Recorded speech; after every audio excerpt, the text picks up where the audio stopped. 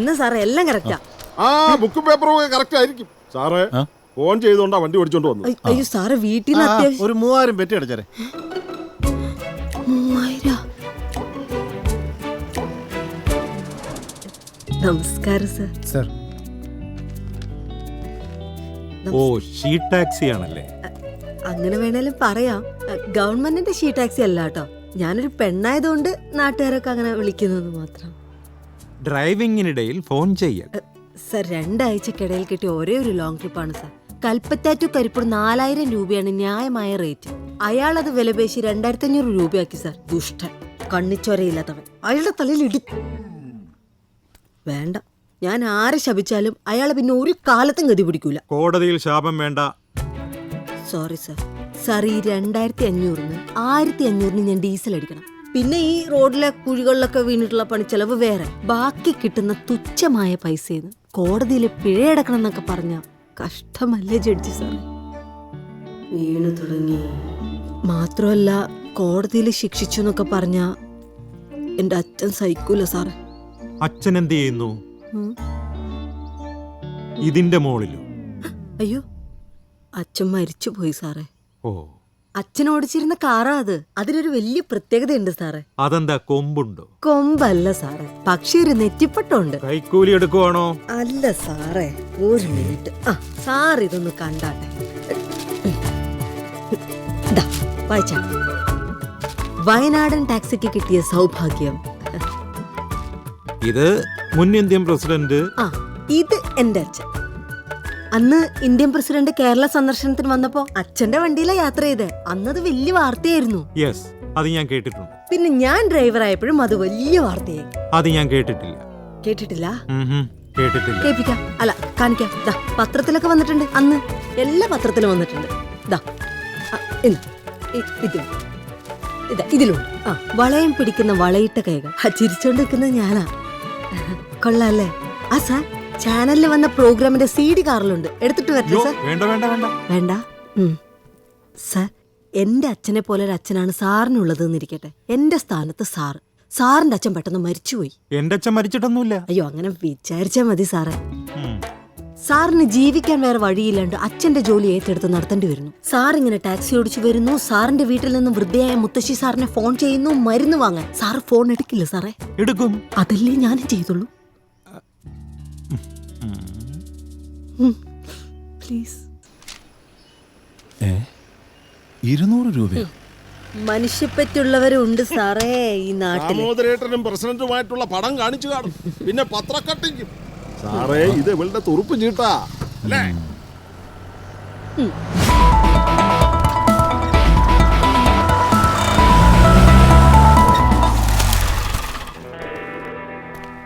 Mister Jo Joseph Thiruvananthapuram,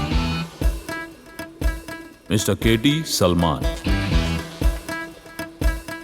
mister Umesh Pisharody. ഞാൻ നിങ്ങളുടെ ഒരു അധ്യാപകനായിരുന്നു. പക്ഷെ ഒരിക്കലും ഒരു ഗുരുശിഷ്യ ബന്ധമായിരുന്നില്ല നമ്മൾ തമ്മിൽ, അല്ലേ? ഒരു ദ്രവിച്ച ട്രാവൽ ഏജൻസി, ജുഗുപ്സാവഹമായ ഒരു ബാർബർ ഷോപ്പ്, ദുർഗന്ധപൂരിതമായ ഒരു പലചരക്ക് കട. ഇതെല്ലാം നടത്തി തീർന്നു പോകാനുള്ളതായിരുന്നില്ല നിങ്ങളുടെ ജീവിതം. ഞാൻ നിങ്ങളെ കൊണ്ട് ഓരോരോ ബിസിനസ് ചെയ്യിപ്പിച്ചത് എന്റെ നേട്ടത്തിന് വേണ്ടിയായിരുന്നില്ല. I wanted you to think big. വലുതായിട്ട് ചിന്തിക്കാത്ത സമയത്ത് ചെറുതായിട്ട് കഞ്ഞിയെങ്കിലും കുടിച്ചുകൊണ്ടിരുന്നതാ. ഓ, എന്റെ കുഞ്ഞമ്മയുടെ കഞ്ഞി. പണ്ട് ഇതുപോലൊരു ഇംഗ്ലീഷ് പറഞ്ഞ മാഷ് ഞങ്ങളെ കൊണ്ട് ഈ ഫാക്ടറി തുടങ്ങിപ്പിച്ചത്. ക്ഷണിക്കണണ്ടില്ലേ? പഴയ കാര്യങ്ങൾ പറഞ്ഞിനി സമയം കളയണ്ട. നമ്പ്യാർമാരുടെ 75 ലക്ഷം രൂപ തിരിച്ചു കൊടുക്കാൻ മാഷ് കണ്ടേക്കുന്ന പ്രോജക്റ്റ് എന്നതാണ്. പറയാം. ഒരു നിശ്ചിത സ്ഥലത്ത് വെച്ചിട്ടുള്ള അച്ചടിച്ച മൂല്യങ്ങളുള്ള കടലാസ കഷ്ണങ്ങളുടെ സഞ്ചയത്തെ നമ്മുടെ ശാരീരികമായ പ്രാഗൽഭ്യം ഉപയോഗിച്ച് സ്ഥാനമാറ്റം വരുത്തി നമ്മുടെ ലക്ഷ്യത്തിനായി ഉപയോഗിക്കുന്നു. Got it? വീണ്ടും വട്ടായ. അച്ചടിച്ച മൂല്യങ്ങളുള്ള കടലാസിന്റെ സ്ഥാനമാറ്റം. മോഷണം. വല്ലവന്റെ കാശ് മോട്ടിക്കണ കാര്യമാണ് ഇയാൾ പറയുന്നത്. മോഷണോ? ശരിക്കും മോഷണമല്ല, ഒരു ബാങ്ക് കൊള്ളാം.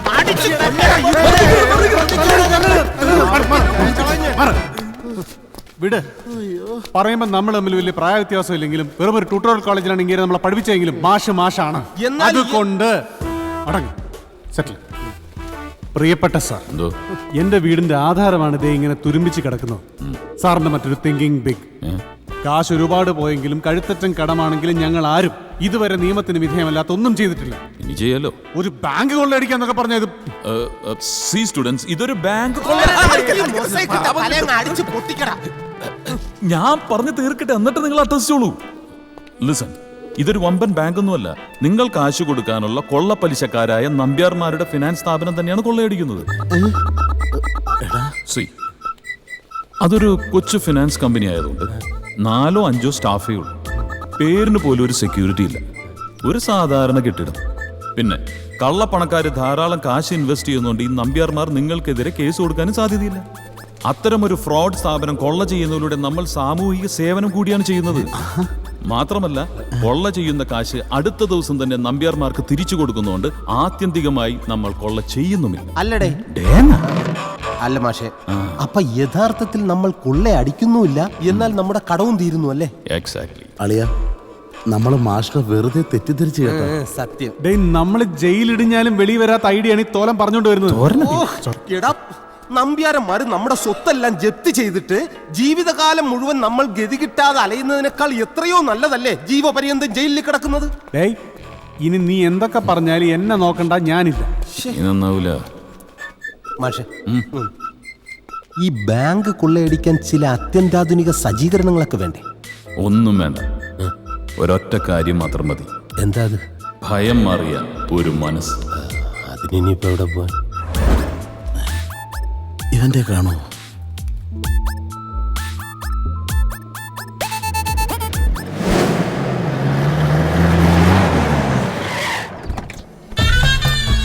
നമ്പേട്ടാ, നമ്പേട്ടാ, നമ്പേട്ടാ, നമ്പേട്ടാ, നമ്പേട്ടാ, നമ്പേട്ടാ, എന്തോ നടക്കുന്നത് കീർന്ന നമ്പി അനിയ കുബേര വരുന്നു. കുബേര വരുന്നു. കാശ് ഡെപ്പോസിറ്റ് ചെയ്യാൻ വരുന്നതായിരിക്കും. എവിടെ എവിടെ? കാക്ക വിളിച്ചപ്പോഴേ ഞാൻ പറഞ്ഞില്ലടി, ഡെപ്പോസിറ്റ് ചെയ്യാൻ വിരുന്നുകാർ വരുമെന്ന്. കുബേര നിയമത്തിന്റെ കാര്യം ഞാൻ പറഞ്ഞത്. പലിശക്കാരെ ഒക്കെ പൊക്കുന്നു. സൂക്ഷിക്കണം, ഏത് സമയവും നമ്മളെയും പിടിക്കും ചേട്ടാ.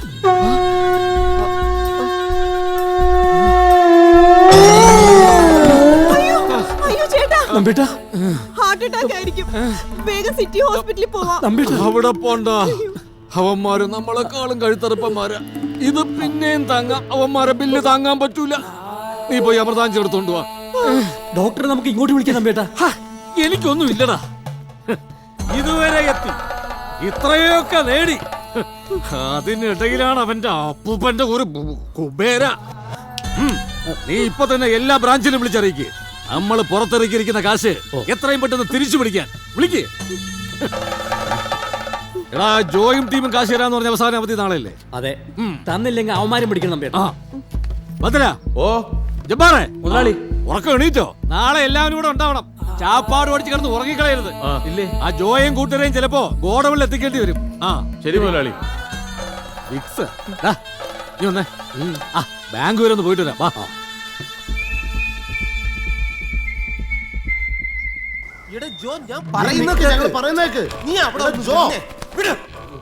മരണം വരെ സത്യസന്ധനായി ജീവിച്ച ഒരു പോലീസ് ഓഫീസറുടെ മകനാണ് ഞാൻ. അതുകൊണ്ട് കടപ്പെട്ട് നിൽക്കുകയാണെന്ന് കരുതി കണ്ടവന്റെ സ്വത്തടിച്ചു മാറ്റാനൊന്നും എന്നെ കിട്ടത്തില്ല. നമ്മുടെ കടം തീർക്കാൻ ഇതിനേക്കാളും നല്ല ബെറ്റർ ഐഡിയ വല്ല നിന്റെ ഉണ്ടോ? ഇല്ലല്ല, പിന്നെ നീ കൂടുതൽ ഷോ കാണിക്കല്ലേ ജോ.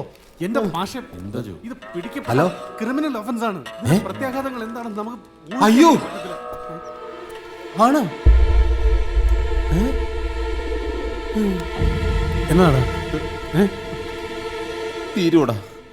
നമ്മളെല്ലാവരും നാളെ വൈകുന്നേരത്തോടു കൂടി തീരും. നീ കാര്യം തെളിച്ച് പറ. എടാ, നമ്പ്യാരന്മാരും ഒരു ലോഡ് ഗുണ്ടകളുമായിട്ട് നമ്മളെ പൊക്കാൻ ഇറങ്ങിയിട്ടുണ്ടെന്ന്. നിന്റെ അടുത്ത് ആര് പറഞ്ഞു? ചക്കര. ആര്?